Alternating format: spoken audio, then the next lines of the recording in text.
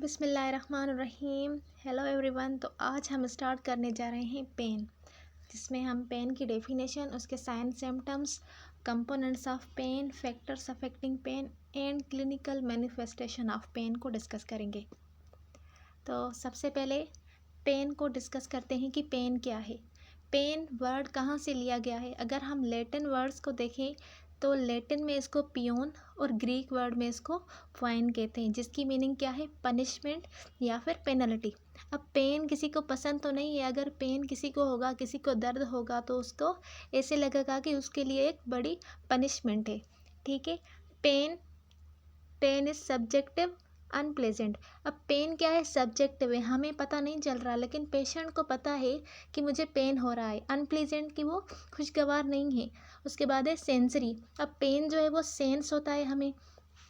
And emotional experience. अब pen के लिए हम कौन कौन से इमोशनल एक्सपीरियंस अपना रहे हैं? जैसे कि जिसको पेन होगा वो ही उसके लिए इमोशनल एक्सपीरियंस यूज़ करेगा।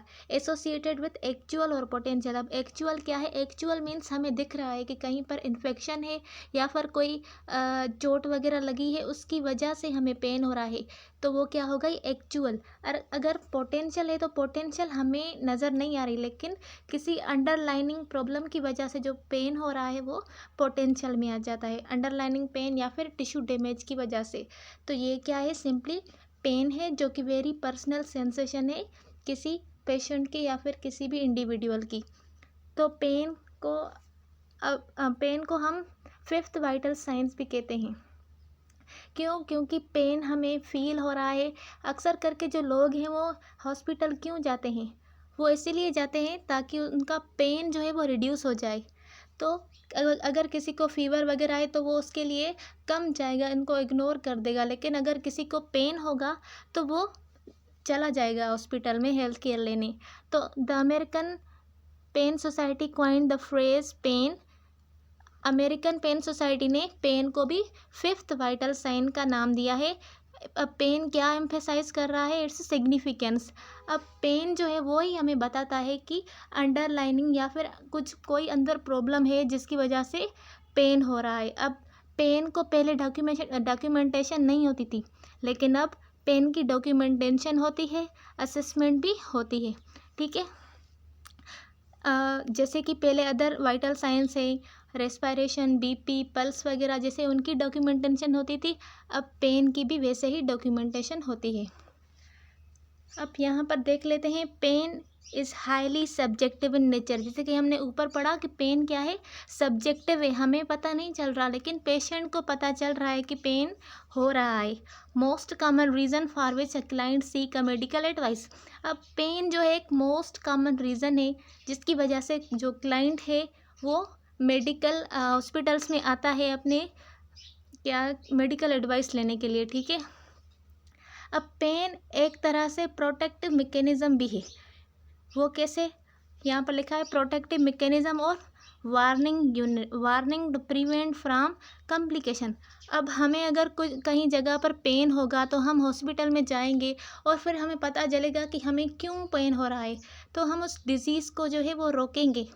ठीक है। तो हो गया ना पेन एक बड़ा मसला। तो आगे चलते हैं। होप सो कि पेन की डेफिनेशन आपको क्लियर हो गई होगी। अब कंपोनेंट्स ऑफ पेन। पेन के कौन कौन से कंपोनेंट्स है? ठीक है।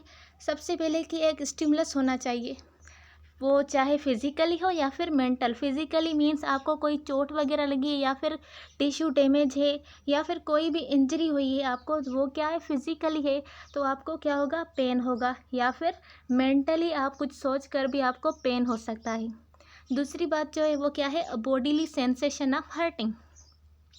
अब बॉडी उसको सेंस करेगी कि कहीं पे हर्ट हो रहा है, कहीं पे बहुत ज़्यादा पेन हो रहा है, तो बॉडी क्या करेगी? उसकी सेंसेशन करेगी।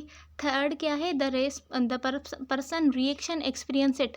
अब कोई बंदा पेन को इग्नोर कर देता है, उसकी टॉलरेंस जो है वो अच्छी होती है, तो वो पेन को कोप भी कर लेता है।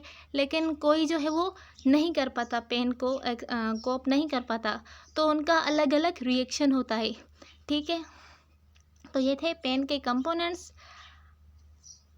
Sign and symptoms. पेन के कौन कौन से साइन एंड सिम्टम्स है?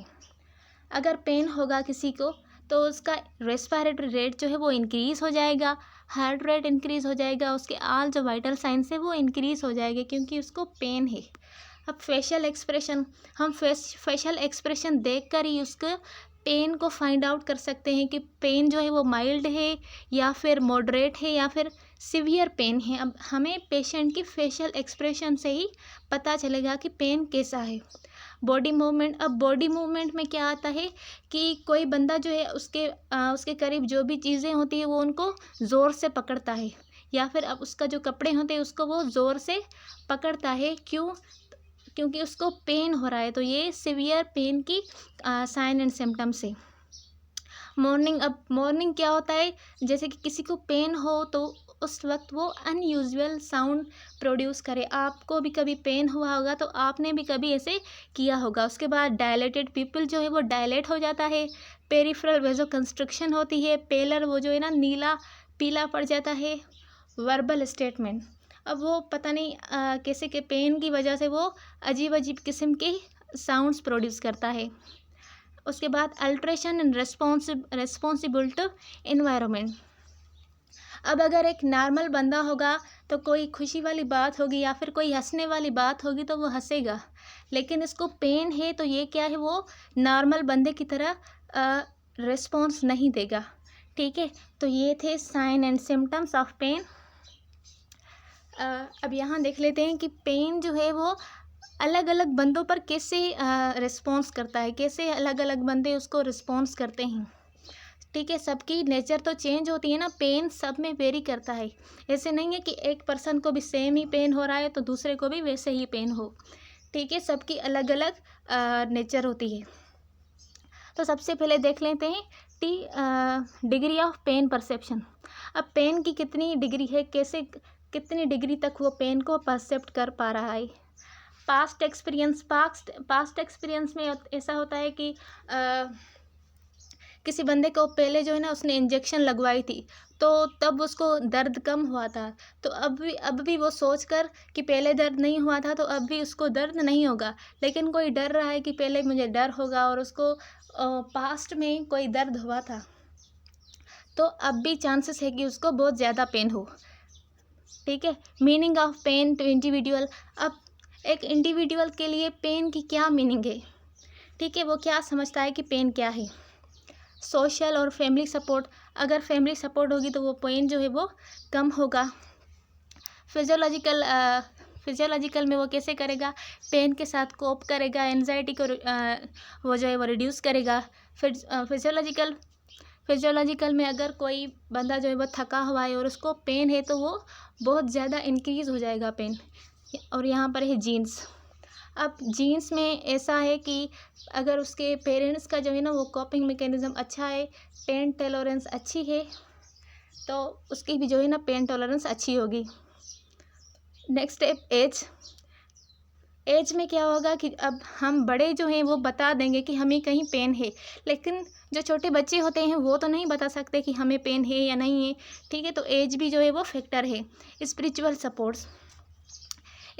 सपोर्ट जो है उसको वो बंदा जो है ना वो सोचेगा कि मेरे साथ ही ऐसा क्यों होता है कि मुझे ही पेन होता है, वो खुद को जो है ना मीन्स बुरा भला कहेगा, तो इससे क्या होगा, इसका पेन और ज़्यादा इंक्रीज़ हो जाएगा। कल्चरल फैक्टर्स भी इसको बहुत जो है ना मुतासर करते हैं।